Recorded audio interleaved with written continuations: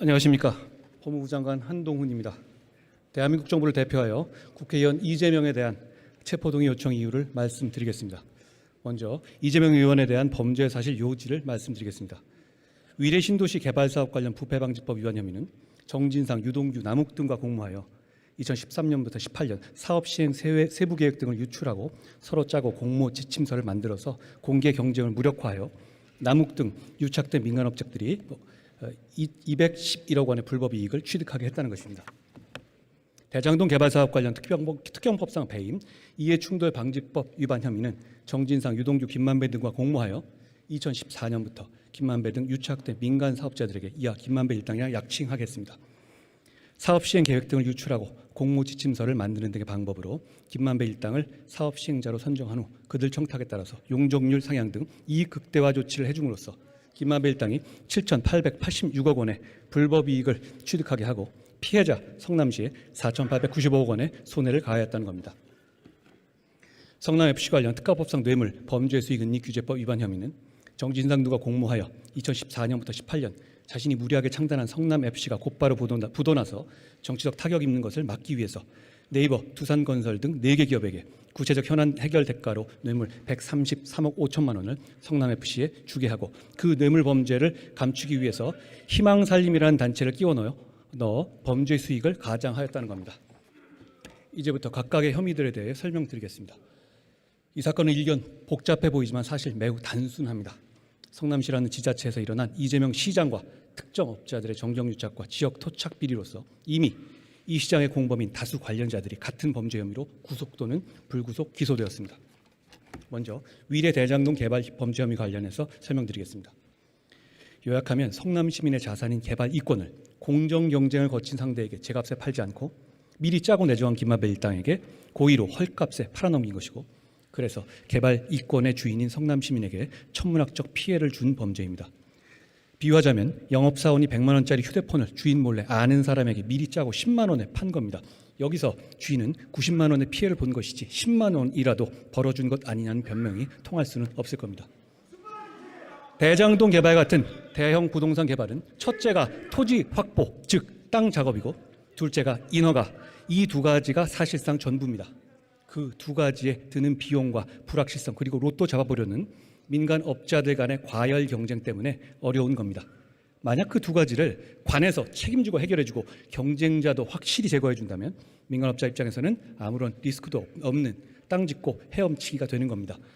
대장동 개발에서는 첫째, 땅 작업은 성남시가 원주민 반발 무시한 채 수용권을 동원해서 강제로 싸게 매입해서 해결해줬고, 둘째, 인허가는 아예 처음부터 이 시장 측이 김만배 일당과 한 몸처럼 내통하여 진행한 사업이니 100% 보장된 것인데다가 셋째, 다른 경쟁자들도 못 들어오게 이 시장이 불법적으로 막아줬기 때문에 김만배 일당은 큰 수익을 가져갈 만한 중요한 역할을 하지도 위험 부담을 지지도 경쟁을 하지도 않았습니다.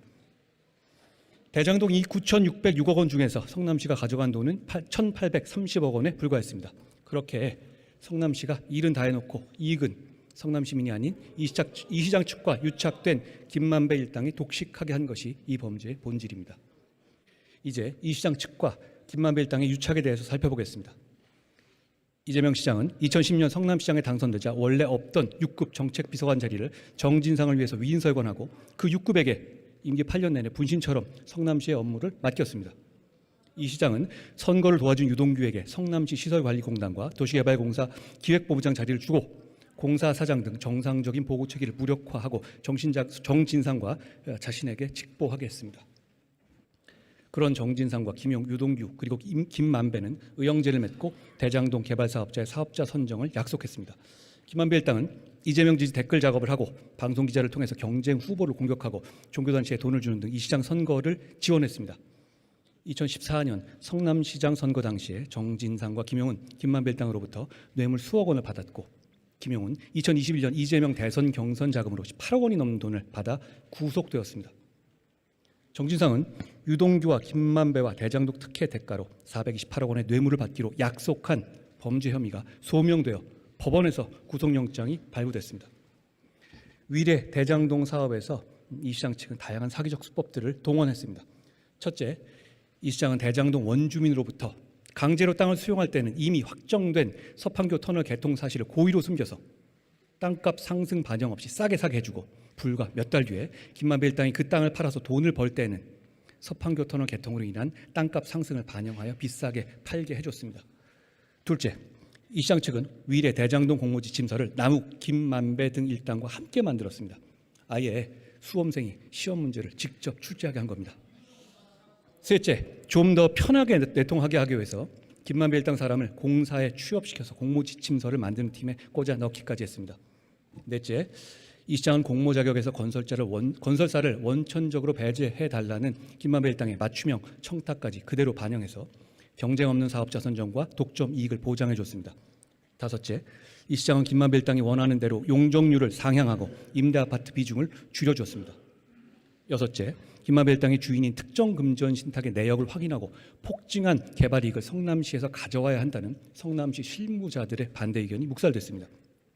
일곱째, 이 시장이 하남시가 수익의 60% 이상 배당받은 사례를 보고받았지만 대장동 사업자를 선정할 때 수익의 70% 이상을 받아와야 한다는 성남시 실무진의 보고는 묵살됐습니다. 실제로 경쟁 사업자인 메리츠 컨소시엄은 공모 지침서 기준 외에 추가 이익을 공사에 배분하겠다고 제안한 바 있었습니다. 그런 사기적 내통의 결과 대장동에서 김만배 일당은 투자금으로 3억 5천만 원을 투자하고 그 2,000배가 넘는 7,886억 원이라는 천문학적 수익을 실제로 챙겼습니다. 아시다시피 국민 모두가 공분한 지점입니다. 성남시가 땅 작업에 수용권 행사해주고 인허가 원하는 대로 책임져주고 경쟁사까지 다 막아줬는데 김만배 일당이 뭘 했다고 성남 시민에게 돌아가야 할 돈 수천억 원을 가져가야 한다는 말입니까? 시민 입장에서는 단군 일의 최대 치적이 아니라 단군 일의 최대 손해라는 말이 어울린다 하겠습니다. 이제부터 성남FC 뇌물범죄 혐의도 요약해 설명드리겠습니다. 이 시장은 성남시장 재선을 위한 치적을 위해서 운영자금도 확보해두지 못한 상태에서 무리하게 성남FC를 창단했습니다만 그야말로 곧바로 부도 위기를 맞았습니다. 그런 상황에서 성남FC의 부도는 이 시장의 정치적 부도를 의미했으므로 이를 모면하기 위해서 성남 시민의 자산인 인허가권을 거래하듯이 팔았던 것으로서 해결해야 할 현안이 있는 만만한 관내기업체를 골라서 이 시장 측이 먼저 흥정을 걸고 뇌물을 받았다는 것이 이 범죄의 본질입니다. 그 기업체들이 먼저 접근한 것이 전혀 아니었습니다. 두산건설은 용도 변경과 용적률 상향, 네이버는 건축 인허가 용적률 상향, 진출입로 변경, 차병원그룹은 부지매각 용도 변경 용적률 상향, 푸른위례는 분양가 심의, 아파트 준공 승인 등이 거래 대상이었고 이 시장이 실제로 다 들어줬습니다. 그 대가가 바로 133억 원이 넘는 현금 뇌물이었습니다. 그 과정에서 희극적 상황들이 속출했습니다. 첫째, 네이버는 축구팀 광고비 명목으로 수십억 원을 내면서도 광고를 하기는커녕 외부에서 모르게 비밀로 하려고 전전긍긍했습니다. 기업이 광고비 내고도 광고를 비밀로 하기를 원했다는 사실이 이 돈의 실질이 부정한 돈이라는 것을 단적으로 보여주는 것입니다. 둘째, 후불제 뇌물, 할부식 뇌물 방식으로 뇌물이 지급됐습니다. 기업들이 이재명 시장 믿지 못하고 약속한 청탁을 실제로 들어주는 것을 건건히 확인하고 나서야 뇌물을 지급한 것이었습니다. 불법의 대가성이 이렇게 명확하고 노골적이었습니다. 셋째, 성남FC는 이 시장의 선거 지원과 측근들을 챙기는 용도로도 활용됐습니다. 이 시장은 각종 지지단체나 선거 캠프에서 활동한 사람들을 성남FC의 이사나 감사, 직원으로 채용했고 실제 광고비 모금에 기여하지 않았는데도 급여나 성과금으로 수억 원씩 지급하고 다시 선거 캠프나 정치적 행사, 후원금 모집에 동원하기도 했습니다. 인허가는 사고 팔 수 있는 물건이어서는 안 됩니다. 그렇게 된다면 돈 있고 빽 있는 사람만 인허가를 받을 수 있게 됩니다. 결국 성남FC 사건은 이재명 시장이 성남 시민의 자산인 인허가권을 사유하여 현안 있는 기업들을 타겟으로 노골적인 인허가 장사를 한 것이었습니다. 이런 이 시장의 인허가 장사 결과 두산건설은 토지 매입 대금 대비 40배가 넘는 이익, 즉 126억 원에 매입한 토지로부터 5,493억 원의 개발이익을 얻었습니다. 일각에서는 이 시장 본인이 돈 직접 받지 않았으니 죄 없다고 아직도 주장하지만 제3자 뇌물죄는 본인이 한 푼도 받지 않아야 하는 것이고 한 푼이라도 받으면 단순 뇌물죄가 되는 겁니다. 이제 증거에 대해서 설명드리겠습니다. 이 사건의 특별한 점은 범죄가 장기간에 걸쳐서 공적 외형을 갖춘 채 진행되어 성남시와 그 상대인 기업들에게 범죄 혐의를 입증할 내부 자료, 즉 물적 증거가 많이 남아있다는 점입니다. 그런 방대한 물적 증거들 중에서 극히 일부만을 제가 예시하겠습니다. 위례 대장동 관련입니다. 이 시장은 최종 결정권자로서 김만배 일당의 청탁을 그대로 들어줬고 그 과정에서 직접 보고받고 자필로 서명한 문서 등이 물적 증거로서 다수 확보되었습니다. 한두 개만 예를 들면 결합 개발 타당성 검토 보고서 등은 이 시장이 2012년 당시 출자 지분율 이상의 적정 배당권 확보 방침을 세운 사실, 즉 사업 초기에 이미 개발 이익에 대한 성남시의 충분한 이익 확보 필요성과 가능성을 잘 알고 있었던 것을 보여주고, 위례 신도시 사업 계약을 체결을 위한 사업 협약 체결을 위한 이면 계약서와 이 시장 결제 문서 등은 남욱 등을 미리 개발업자로 내정하고 공무 지침에 반하여 건설사를 사업자로 참여시킨 사실을 보여주고, 이 시장이 가필하고 결제한 서류들과 중간 보고회 회의록 등은 김만배 일당 청탁대로 대장동 개발에서 SPC 방식의 사업 진행, 서판교 터널의 개설과 용적률 상향, 일공단 분리 등을 결정한 사실을 보여줍니다. 성남FC 관련입니다.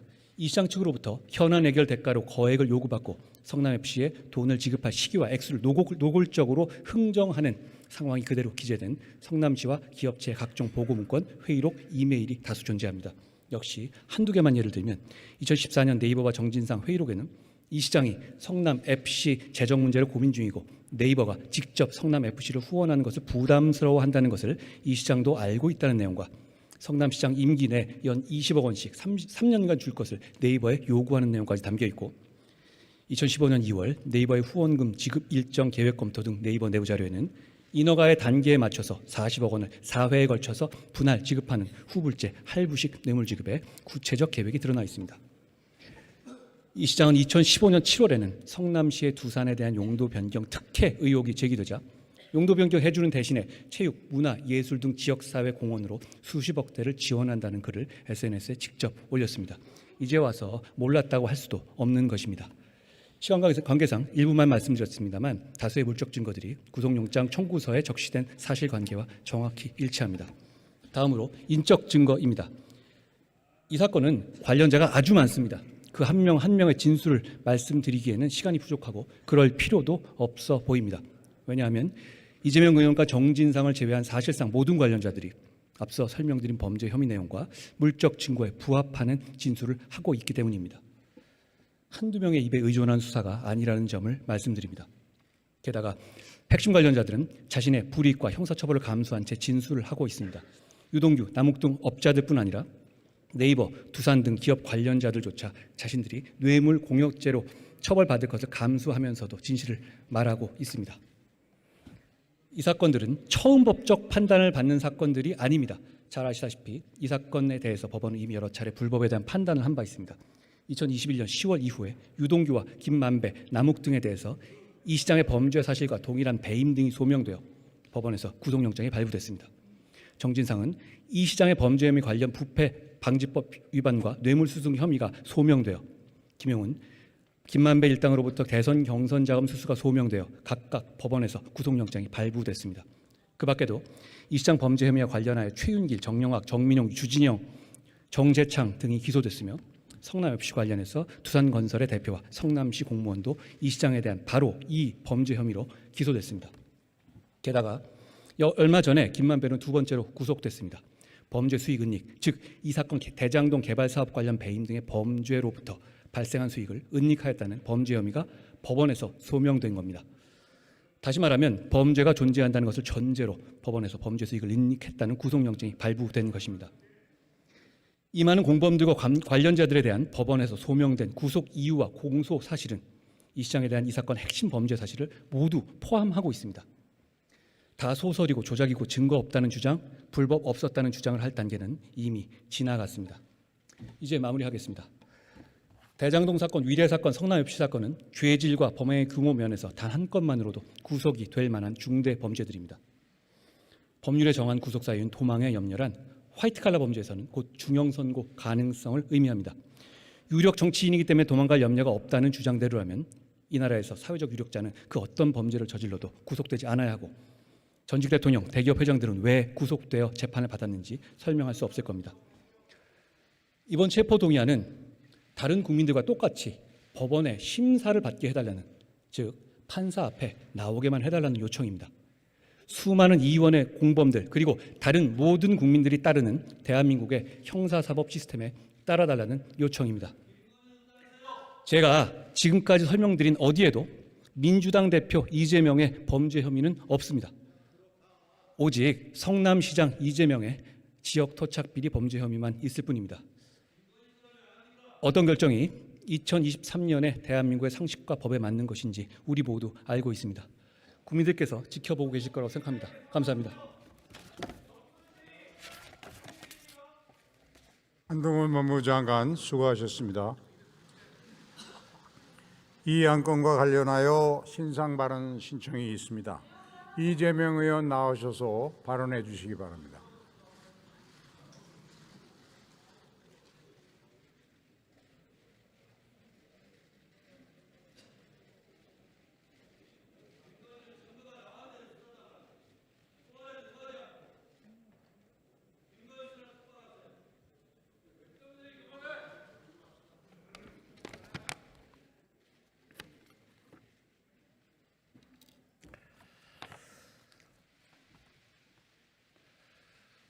존경하는 국민 여러분, 김진표 의장님과 선배 동료 의원 여러분, 이재명입니다.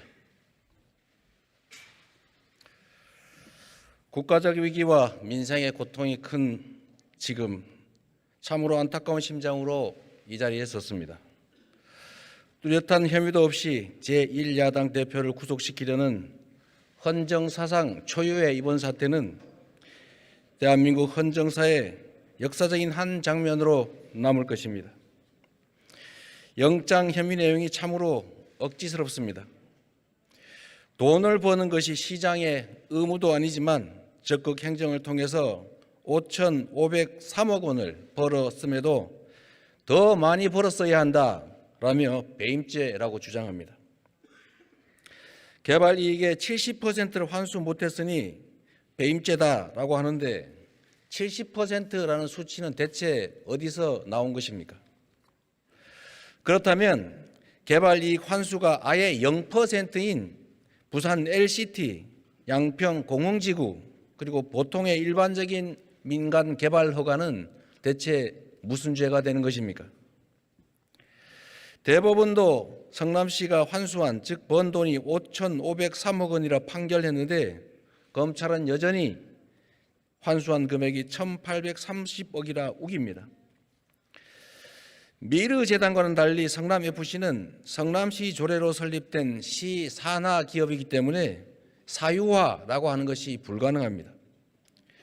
성남FC는 시 예산으로 최종적으로 운영되는 만큼 자체 수입이 늘면 세금 지원이 줄어들어서 성남시가 혜택을 볼 뿐입니다.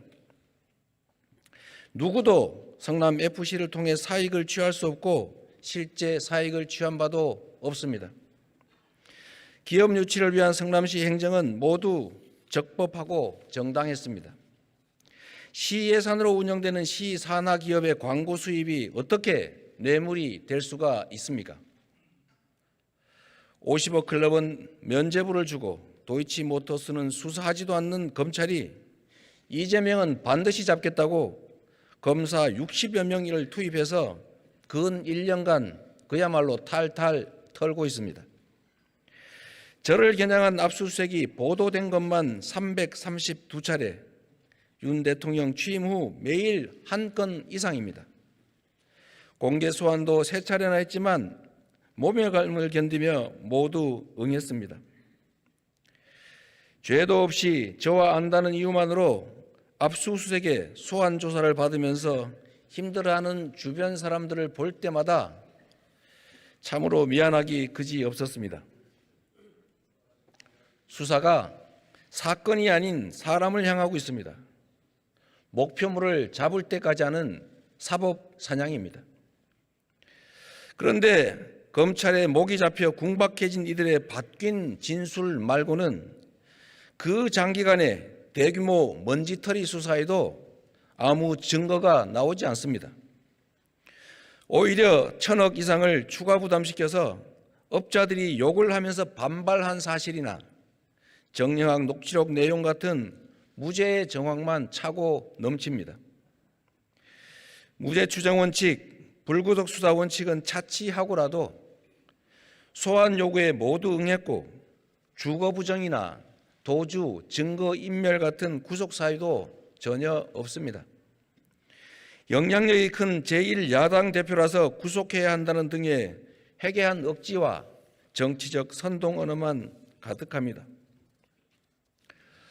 존경하는 선배 동료 의원 여러분, 권력자가 국가 위기와 국민 고통을 외면한 채 권력을 사적 이익을 위해 남용하는 것은 주권자에 대한 배반이고 민주공화정에 대한 도전입니다.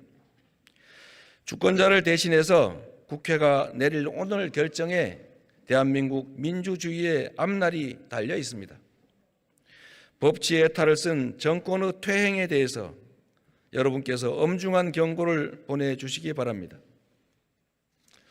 존경하는 국민 여러분, 아무리 깊어도 영원한 밤은 없습니다. 매서운 겨울도 결코 봄을 이길 수 없습니다. 진실의 힘을 믿겠습니다.